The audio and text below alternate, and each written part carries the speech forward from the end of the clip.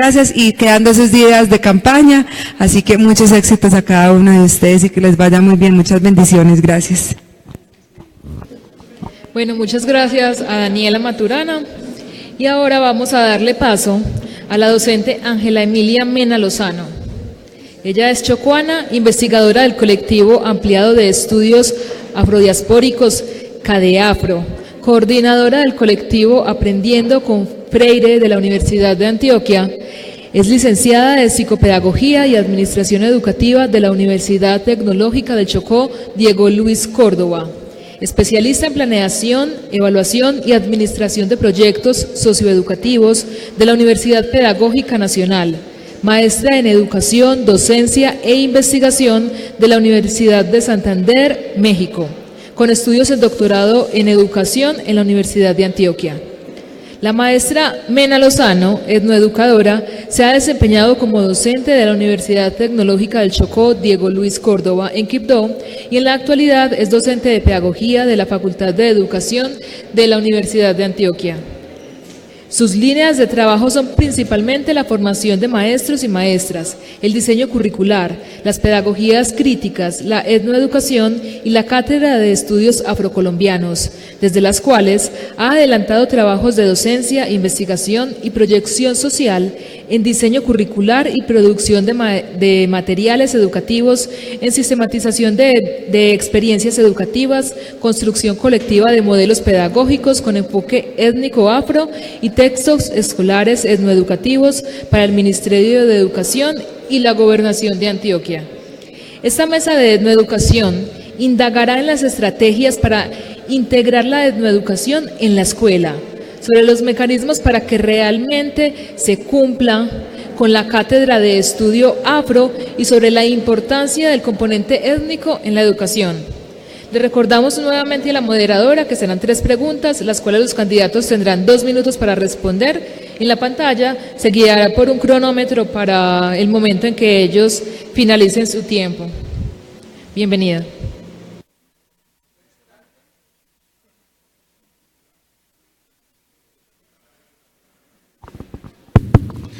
Buenas tardes a ustedes presentes acá en este recinto.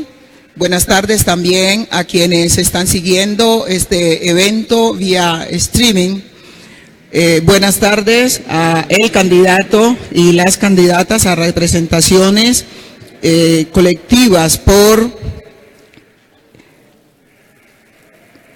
la afrodescendencia.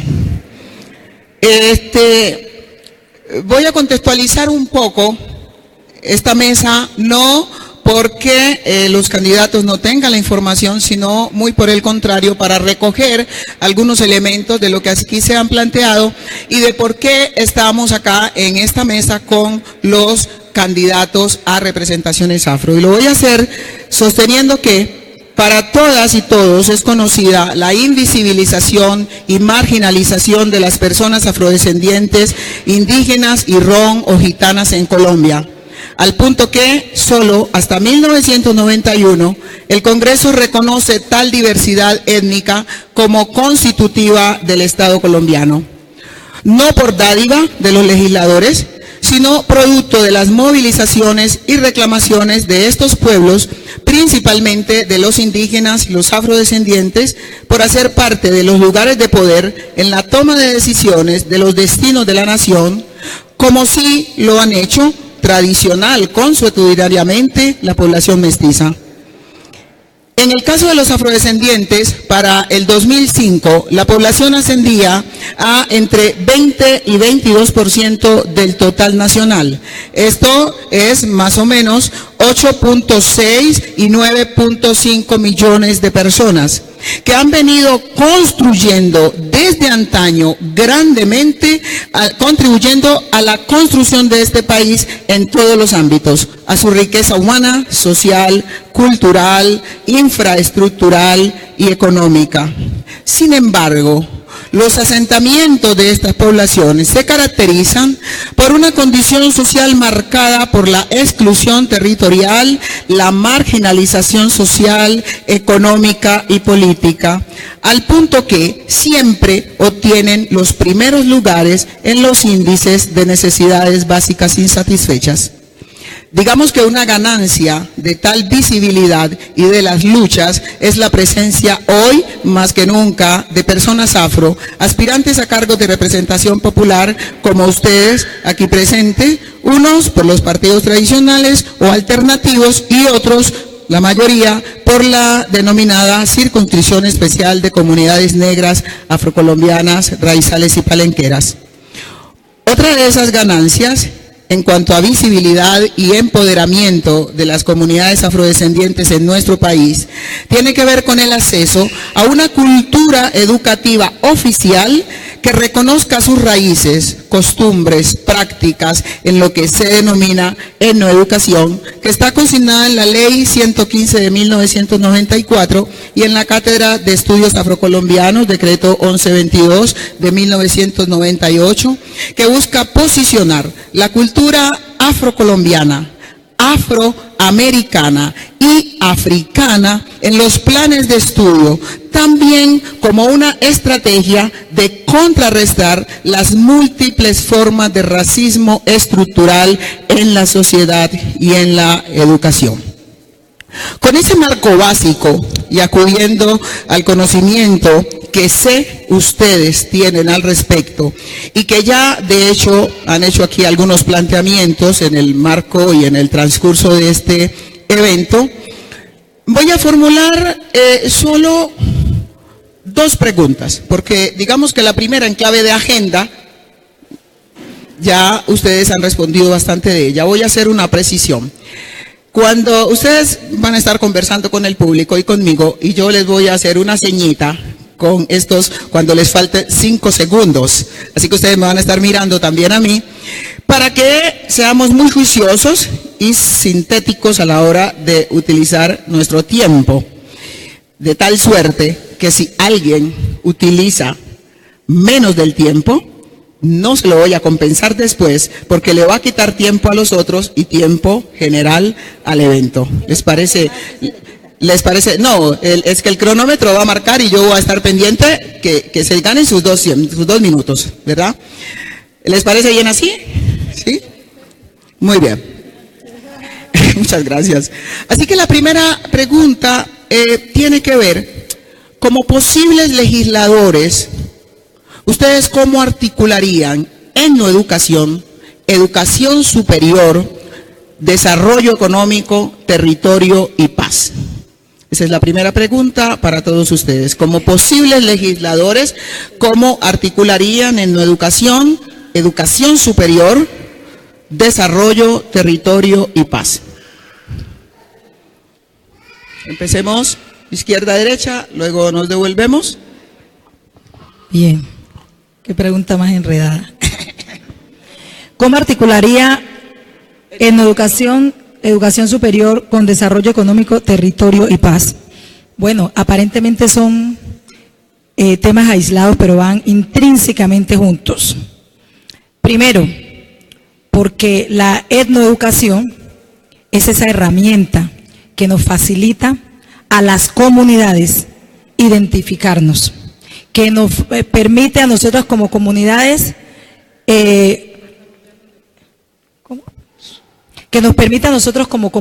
tener una oportunidad en un país como este, que de pronto no ha sido muy responsable con respecto a las oportunidades que hemos tenido nosotros.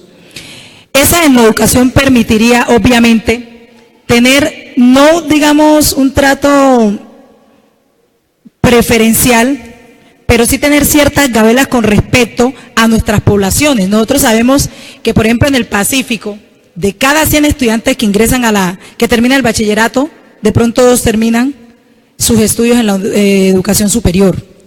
Y esto es producto precisamente de todas estas mecanismos de opresión que ha mantenido excluida a nuestra población, a nuestro territorio, digamos, del banquete del progreso nacional. Y obviamente hemos sido víctimas de los grupos armados por la zona estratégica en donde nos hemos ubicado y ha contribuido a que nuestras familias sean segregadas, disueltas, desplazadas por los actores armados. ¿Cómo articularlo?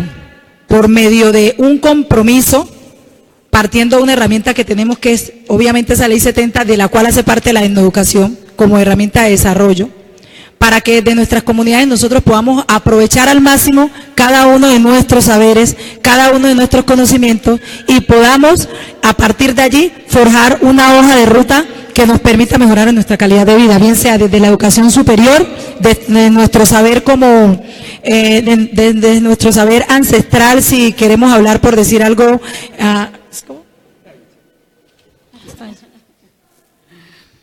Bueno, yo realmente creo que la respuesta se llama Bencos. Eso fue un proyecto que hace más de 5 años arranqué y es la motivación por la que hoy quiero llegar al Senado. Y creo que fue la clave que encontré para tratar de integrar todos los elementos enunciados anteriormente. Yo les voy a explicar cómo funcionaría eso y cómo de manera simultánea estaríamos atacando varios problemas que han afectado a nuestras comunidades. Un turista llega a Bencos, en Medellín, y llega a la Minga Pacífico, y en la Minga Pacífico va a disfrutar de un delicioso arroz bochinche, y en la Minga Pacífico va a disfrutar de un delicioso jugo de guayaba agria que viene bien envasadito, con una marca bien bonita, asociada al territorio de origen de ese jugo. Pero mientras disfruta ese jugo va a escuchar una canción de Herencia de Timbiquí, o va a ver en vivo a Herencia de Timbiquí, y va a escuchar la lluvia, y va a tener una tina al estilo del Pacífico, que es donde nos juntamos cuando éramos adolescentes, y ahí nos contábamos los chismes del barrio, y hablábamos con las primas, las amigas, y a ese turista yo le voy a decir, es que ese jugo de guamino que usted se está tomando empacadito bonito, viene de Ismina, de Tadó, de Condoto, de cualquier lugar del Pacífico que viene. Y a ese turista yo lo voy a remitir a ese lugar, ¿sí? Pero esos productos y esos servicios que le voy a ofertar a ese turista van a estar asociados directamente a quien los hace. Y el turista tendrá que conocer no solo el producto y el servicio, sino a su origen. Y de esa manera le voy a introyectar mi cultura para que empiece a verme como lo que realmente soy y a apreciarme como lo que realmente soy y a transformar los imaginarios que tiene en torno a mi cultura y a las personas que hacen parte de esa cultura. Profe, yo quiero en realidad felicitarla porque usted en una sencilla pregunta ha identificado la gran problemática que hoy vive en nuestros territorios. Y le voy a decir, la falta de integración o de complementariedad en el tema de educación, el tema legislativo, el tema de falta de planificación presupuestal y demás, es lo que ha generado la discriminación racial, la segregación, la marginalidad y todo ese tipo de racismo estructural o sistemático, como algunos lo llaman, que tienen nuestras comunidades como nos tiene hoy. Yo creo que la clave del éxito frente al tema de la educación para superar toda esa problemática es que en realidad de una manera muy positiva el sistema educativo se reforme, se modifique y se incluya positivamente la educación. Hoy la gente cree que el tema cultural en Colombia es solamente si la mujer lleva un turbante o lleva una túnica. Y le voy a decir algo, tengo 31 años y nunca he usado un turbante. Y he sentido la discriminación por mi forma de vestir. Y yo creo que en la medida que la gente entienda que el ser afrodescendiente en un país como este no nos describe físicamente, no nos describe simbólicamente, nos describe nuestro pensamiento, nuestro compromiso con la comunidad y el tema educativo debe ser relevante desde el primer grado de escolaridad hasta el tema universitario. Por esa razón hay que diseñar currículos y planes educativos con enfoque etnoeducativos, valga la redundancia, y en realidad que esa integración se pueda generar desde el primer grado de escolaridad hasta la universidad. Totalmente de acuerdo con la compañera, pero yo dejé las gafas y no veo esta letra tan pequeña, pero entonces el 13, aquí dándole aplicabilidad al artículo 13 de la Constitución, porque allí lo resume todo exactamente. Entonces le daría yo aplicabilidad a este artículo 13 porque ahí está resumido todo. Para no saben cuál es el artículo que habla sobre el tema de la igualdad. Todas las personas nacen libres e iguales ante la ley y recibirán la misma protección y trato de las autoridades y gozarán de los mismos derechos, libertades y oportunidades sin ninguna discriminación por razones de sexo, raza, origen nacional o familiar, lengua, religión, opinión política o filosófica. Y ahí dice parte que... Bueno, profesora, también felicitarla antes de usted venir aquí. Perdón, el inciso segundo, es que el inciso segundo ahí es donde... El Estado promoverá las condiciones para que la igualdad sea real y efectiva y adoptará medidas en favor de grupos discriminados o marginados. El Estado protegerá especialmente a aquellas personas que por su condición económica, física o mental se encuentren en circunstancias de debilidad manifiesta y sancionará los abusos o maltratos que contra ellos se cometan. Y una buena educación, educación pertinente, educación pertinente, educación pertinente. Eso es todo. Profesora, felicitarla. Yo ante todo soy maestro de la Escuela Normal Nacional para Varones, donde se educaba con ejemplos, no con palabras. Es decir, llevo el magisterio en la sangre y siempre lo digo donde voy. Me siento orgulloso de ser abogado, pero más me siento orgulloso de ser maestro, de haber salido de la Escuela Normal Nacional para Varones, donde, repito, se enseñaba con ejemplos, no con palabras. Qué difícil era ser normalista en esa época. Cultura, como eso que usted está diciendo de cómo implementarlo en el Congreso, pues lo implementó mi mamá en su casa desde pequeño, cuando me decía sea honrado, respete, trabaje y estudia. Eso es lo que yo voy a implementar en el Congreso y aquí estoy. Hemos mejorado las condiciones económicas, John Edward ha contribuido a la paz, John Edward ha contribuido a superarse y he ido a la educación superior sin necesidad de violentar mi cultura y mis principios. Ahí lo tengo.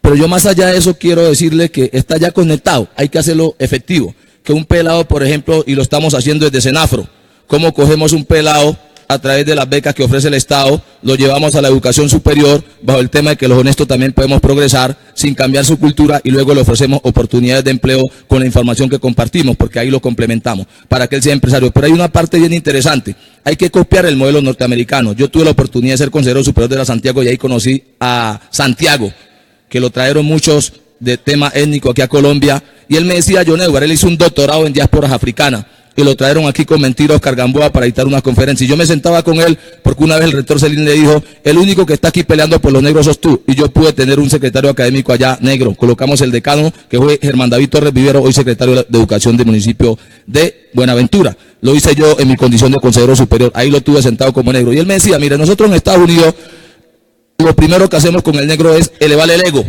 pero no ese ego de creer ser más que el otro, que ese es el ego que tenemos nosotros aquí, los negros. El uno se cree superior al otro. Habla de discriminación, pero autodiscrimina. El ego en Estados Unidos es no sentirse inferior a otro. Y le dice, mire, es que tú no eres hijo de esclavos. Tu papá eran grandes finqueros, grandes agricultores. Y a veces en Estados Unidos hay personas que no conocen el concepto de negro, porque negro es sinónimo de esclavo. Eso es lo que tenemos que aplicar aquí en Colombia.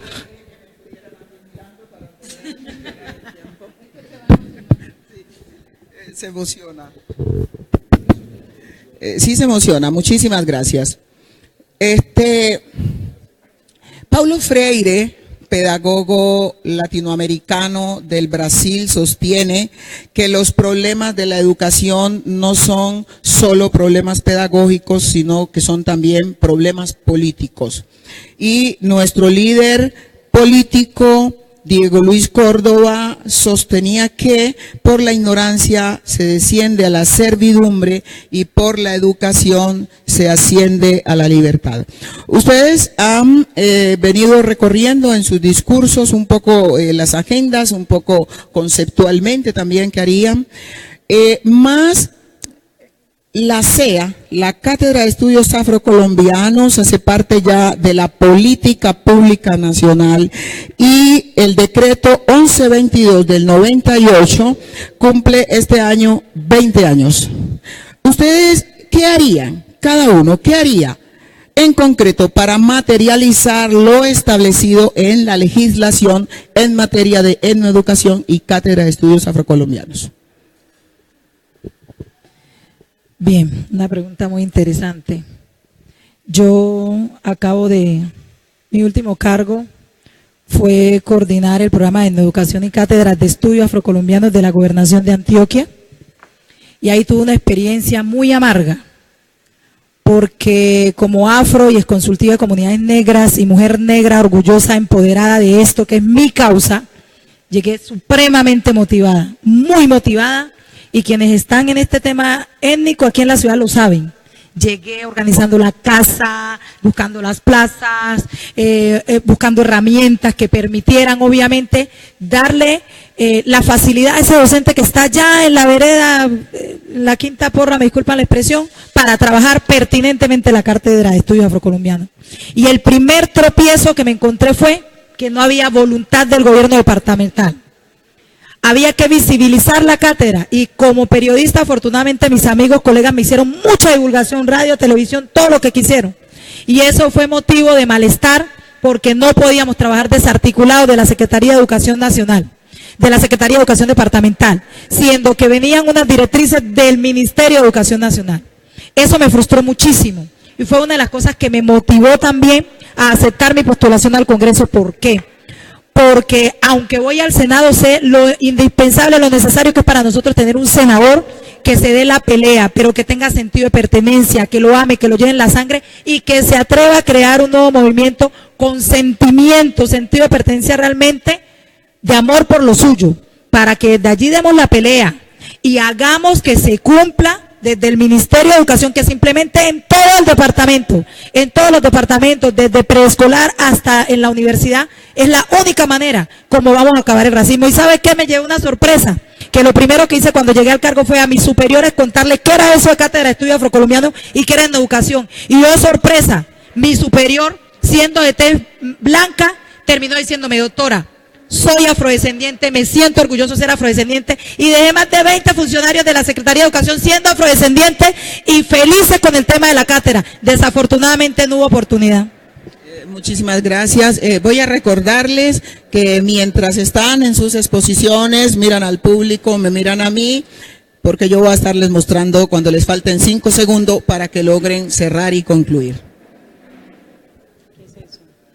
Bueno, yo creo que como lo dice nuestra moderadora y como lo relatan muchos autores en torno al tema de la etnoeducación, eso no es un asunto solo de la escuela, sí, hay otro tipo de factores que convergen en torno a esto, y es un tema también social y político. Yo creo que lo primero que tenemos que hacer es construir un discurso, tener muy claro cuál es el discurso que queremos narrar. Tenemos que consolidar un discurso como pueblo, y a ese discurso encontrarle formas de narrar, encontrar las narrativas de ese discurso. Y luego de tener las narrativas, encontrar el vehículo para narrarlo. Y yo se lo puedo poner así de simple.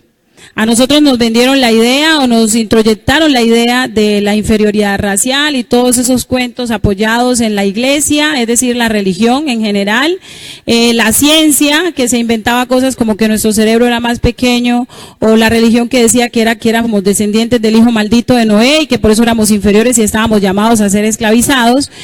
Hoy nosotros debemos construir nuestro propio discurso, narrarlo y construir los imaginarios que queremos que los otros tengan de nosotros. Los vehículos, además de la escuela, hay muchos dispositivos de control, muchos dispositivos para poder llegar.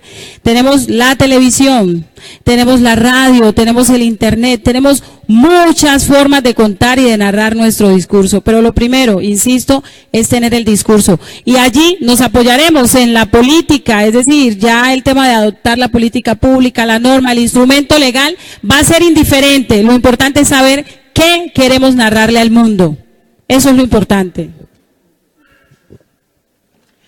Yo creo que frente a la pregunta en concreto, lo primero que hay que hacer es reconocer y dejar sobre la mesa claro de que los afrodescendientes no solamente somos rurales, también somos urbanos.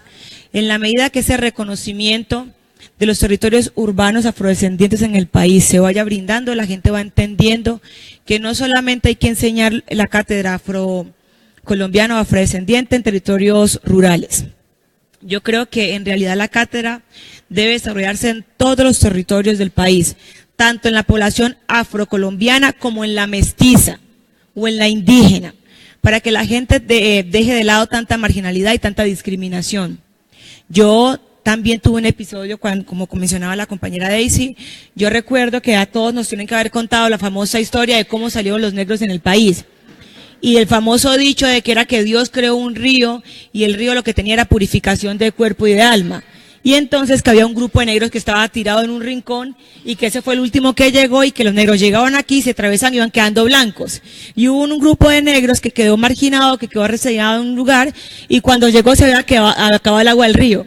Entonces solamente había alcanzado a colocar la planta de las manos y de los pies y por eso nuestras plantas de nuestras manos y nuestros pies son blancos. Yo creo que en la medida que la gente entienda que eso es falso, en la medida en la que la gente comprenda que la cátedra no es solamente para hablar de temas culturales, sino de temas educativos también, en la medida que a toda la sociedad se le informe, se le instruya y se le eduque sobre la población afrodescendiente en el país, vamos dejando de lado tantos preceptos y tanta discriminación que hoy afecta efectivamente a la población afrodescendiente. Hasta que los leones no escriban la historia, los cazadores siempre van a seguir siendo los buenos. Entonces es hora de que la población afrocolombiana escriba su propia historia. Ella diga qué es lo que quiere, pero primero, yo sigo insistiendo, tenemos que hacer todo el ejercicio hacia adentro, hacia nosotros, población afro, que nos identifiquemos realmente, que vamos quitando esas taras mentales, porque todavía hay esas taras mentales que no los deja ser. Y hay que tener en cuenta que la cultura es una forma de estar, de ver, de yo estar en el mundo, de yo ver, de yo pensar y yo tener como yo la concibo, de concebirla. Eso es la cultura, pero también nosotros como pueblo afro hacemos el trabajo hacia adentro, nos fortalecemos hacia adentro para posterior ahora sí mostrarnos afuera. La educación tiene que ser para todo el pueblo colombiano, de norte a sur, de oriente a occidente, todo el pueblo colombiano tiene que saber qué es la educación. Pero primero el trabajo lo tenemos que hacer entre nosotros, porque entre nosotros hay unas falencias todavía muy, muy grandes. Pero tenemos que contarla. Nosotros tenemos que contar esa historia. Aquí en la gobernación de Antioquia, cuando estaba el doctor Luis Castro como gerente, sacó un libro donde recopiló todos esos dichos que nos decían. Yo llevo 37 años viviendo aquí y hace 37 años ser afro, esto era una cosa dura. A mí cuando me decían negra, eso fue lo que me llevó a buscar en la historia qué era lo que había pasado, de dónde yo venía, para dónde es que voy. Yo dije, no, ¿de dónde es que vengo? Porque lo que me decían era de locos. Y en el libro, en el libro hay una parte que le gritan a uno chorro de humo. Le gritan una cantidad de cosas que al principio eran traumáticos. Hoy celebro que ya las mujeres, nosotras salimos con nuestro pelo, con nuestro afro, con nuestras trenzas, con nuestro turbante, como sea, sin alisarnos, con tanta tranquilidad. Porque eso hace parte de nosotros. No, profesora, lo primero es que cuando uno entiende la pregunta, da una buena respuesta y la felicito porque es maestra. Una de las cosas que a mí me decía mi profesor en la universidad es, ¿por qué si ustedes los negros estudian tanto, son tan inteligentes, no se ve reflejado el desarrollo en su región si nosotros los negros, los afro, como nos quieran llamar, hemos contribuido a formar a los paisas, a los bayunos, éramos famosos, éramos distinguidos por ser maestros? Ahí es donde yo voy a revisar si llego al Congreso ese tema de letra muerta, qué ha pasado con ese tipo de educación. Porque necesitamos una educación que conforme los valores culturales, que los conserve, pero también que sea productiva. ¿Y qué le pido yo a usted, profesora, y al pueblo colombiano? Que me ayude a llegar, que lo primero es que me ayude a llegar, y por eso invito a todos los antioqueños, porque a John Edward lo está apoyando todo mundo, mestizo, porque el concepto afro para nosotros es incluyente, lo define mi maestro Carlos Gaviria en la sentencia, es un autorreconocimiento, no depende de la pigmentación de la piel. En mi familia hay mulaticos como usted y no se denominan blancos, son negros.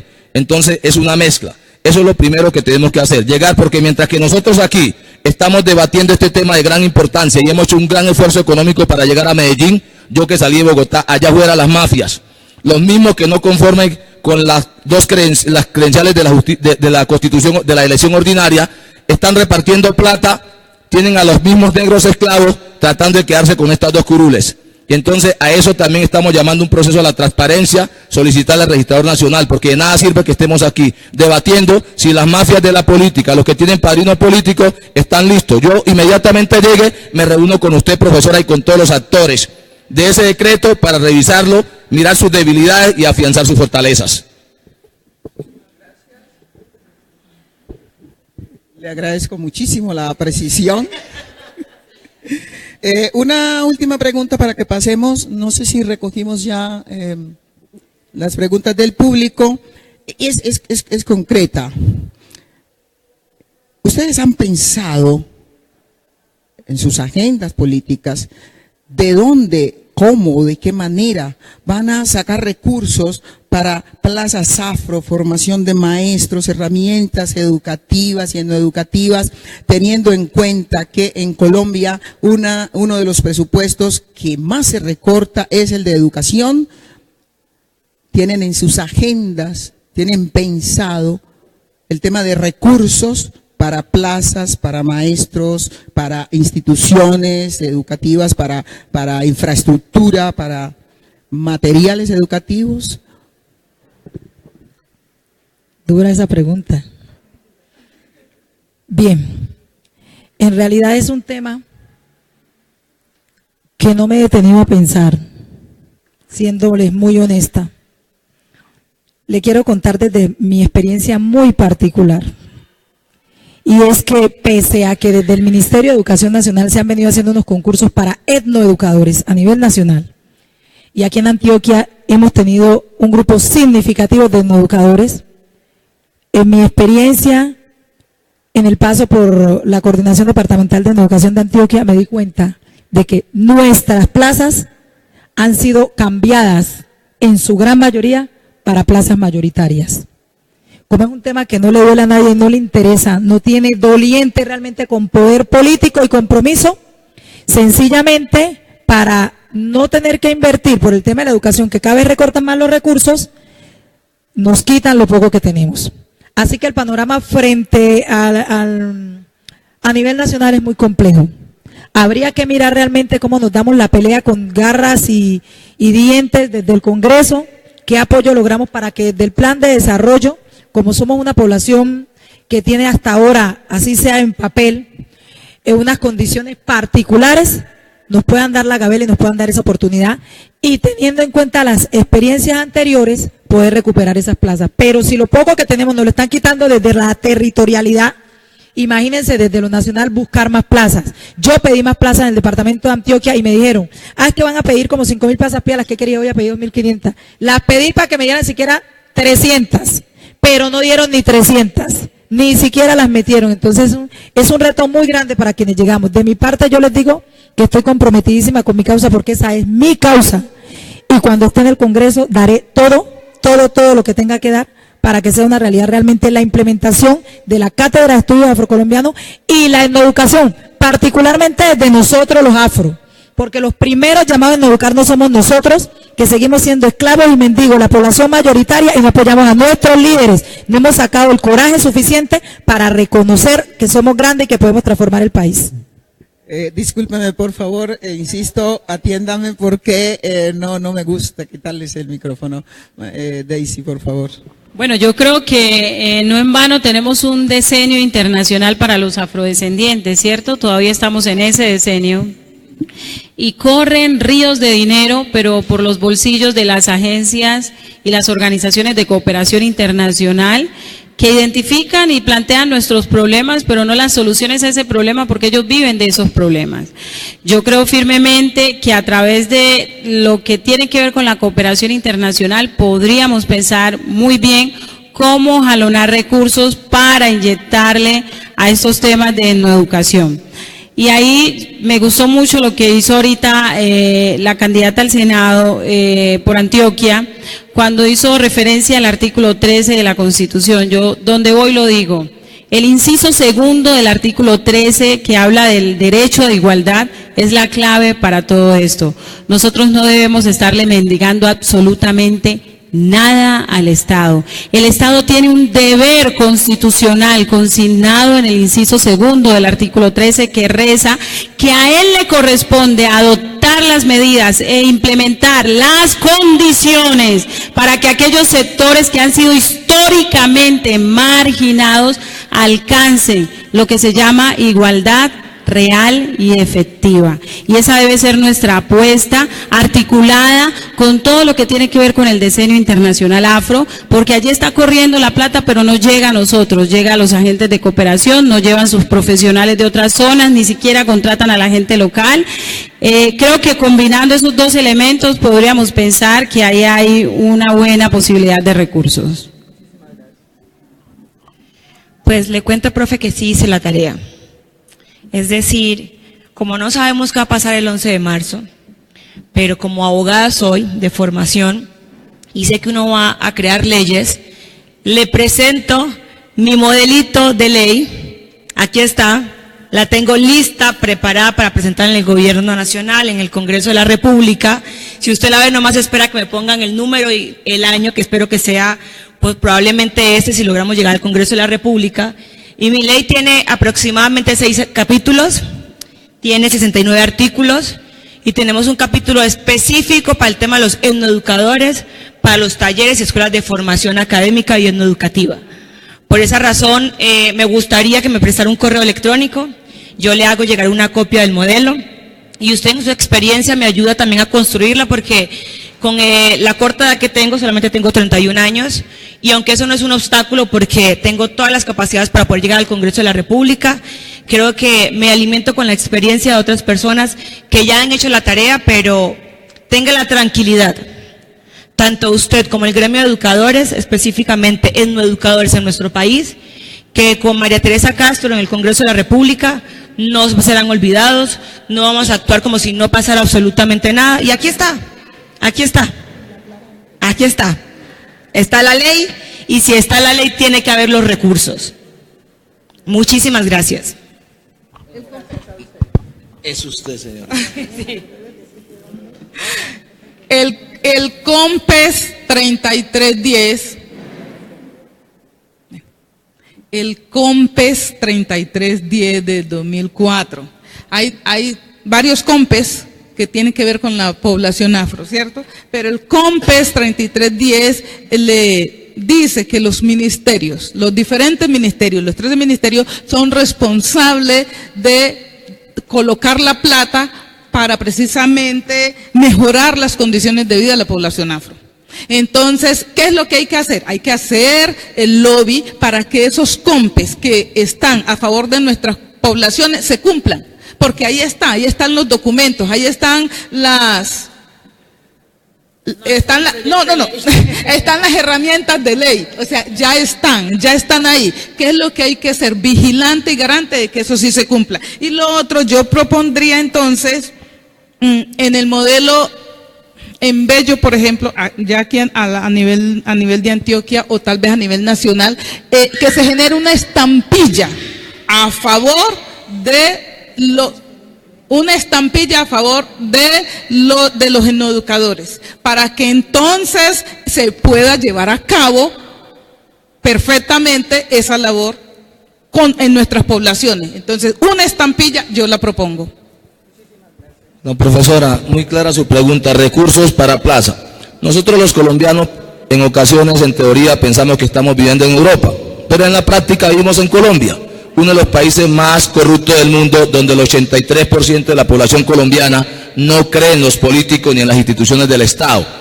Ahí es donde está el problema, lo ha dicho el presidente. Yo no plantearía más leyes. Aquí está un acto legislativo del 2017. La Constitución es norma de norma y esta Constitución es la mejor construcción jurídica del mundo, como me lo decía mi maestro Carlos Gaviria. Pero no se ha cumplido porque no había voluntad política de los presidentes para hacer cumplir esta bella carta política donde está todo.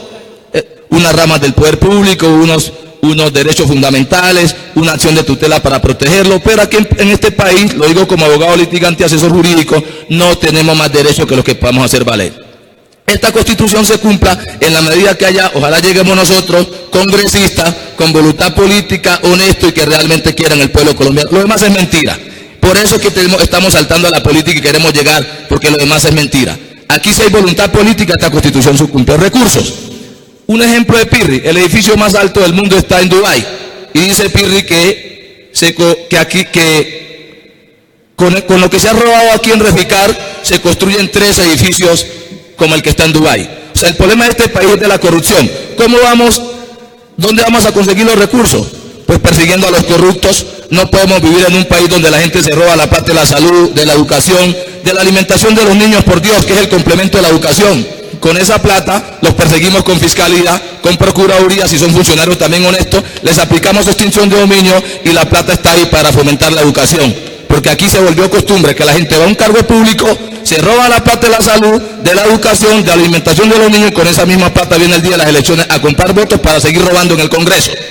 Y eso es lo que tenemos que cambiar. Y de frente a la sociedad, de cara a la sociedad y frente a una impunidad rampante de los funcionarios públicos, de la Fiscalía, de la Procuraduría. Es decir, aquí denunciar con prueba, y lo he hecho yo, se convierte en una fuente de ingreso extra para los fiscales y los jueces. Hay que perseguirlos con fiscalía. Tiempo que ahorita lo hizo muy bien, ahora lo Profesora, qué pena interrumpirla. Qué pena agradecer las respuestas de los... no sé, continúa. Agradecer las respuestas de los candidatos y entonces continuamos, segunda metodología. Bueno, lo que pasa es que como tenemos el auditorio hasta las 6 de la tarde, entonces son las 6. Da para que solamente uno de ellos pueda responder la pregunta. Bueno, entre otras cosas, porque es una pregunta no específica del tema de en la educación, es una pregunta general. Entonces voy a formularla para, cumpliendo con el tiempo, la responda, yo pienso que 2, no uno solo. Dice, ¿qué se entiende por educación si muchos empresarios de la criminalidad son egresados de prestigiosas universidades del país?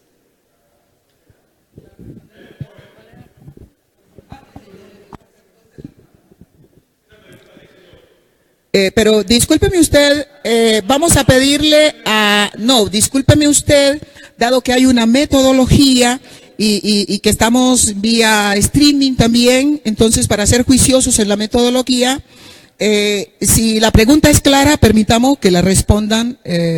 Sí, le agradezco mucho a usted. Entonces vamos a tener... Primero voy a repetir la pregunta, se había ofrecido el candidato para responder y entonces luego usted.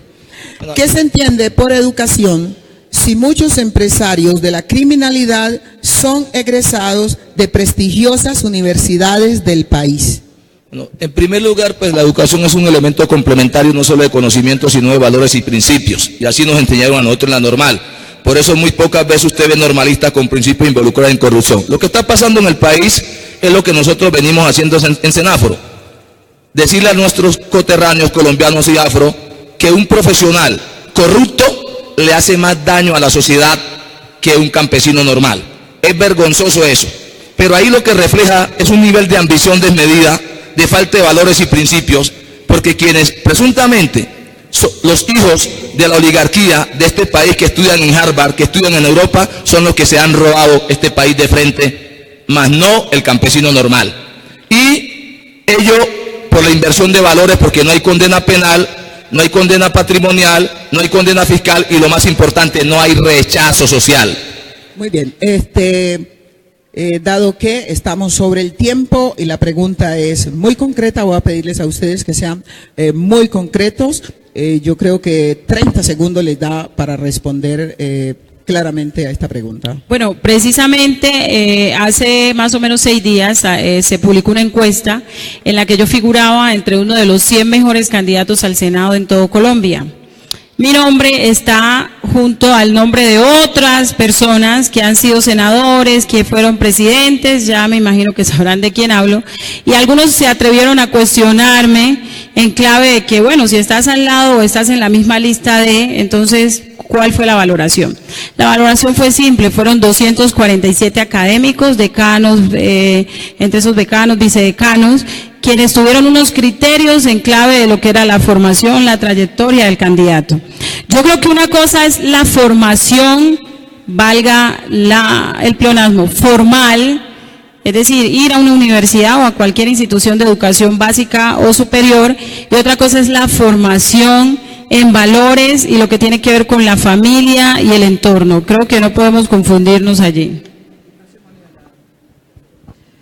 Yo apoyo lo que la mesa está diferenciando, es decir, una cosa es la educación y otra cosa es la instrucción que tú recibes en la universidad o en el colegio.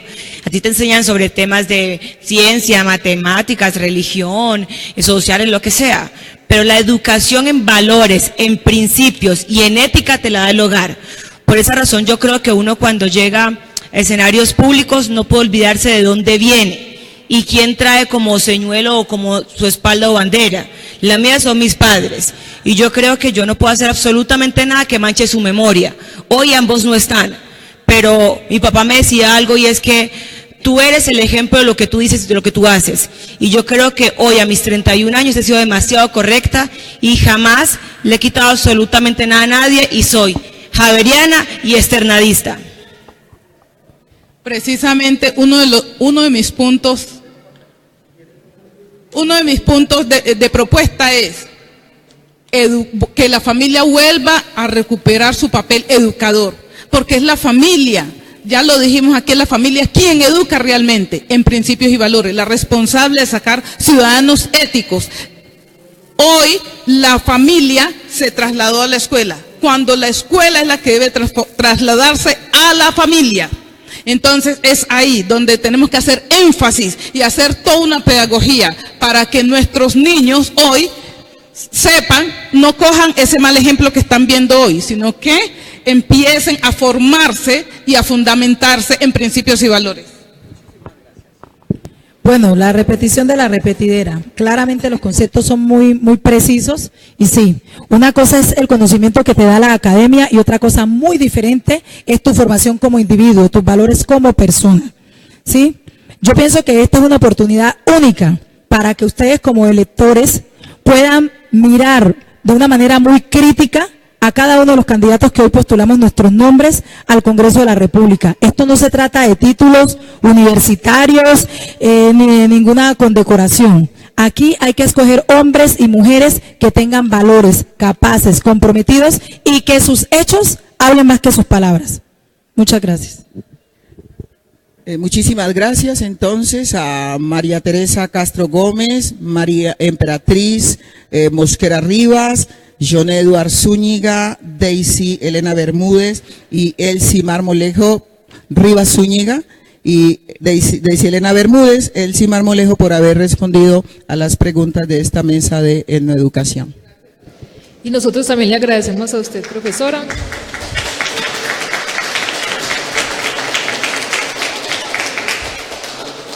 Y por supuesto agradecemos a todos ustedes los participantes por asistir al foro Retos y Propuestas de los Candidatos. Los invitamos a seguir nuestras redes sociales en Facebook, Twitter, Instagram, YouTube, como la revista Vive Afro, o a visitar nuestro sitio web www.viveafro.com para revisar toda la información recolectada en este espacio. Recuerden que si desean participar del comité editorial o enviar artículos, nos los pueden enviar al correo viveafro@gmail.com.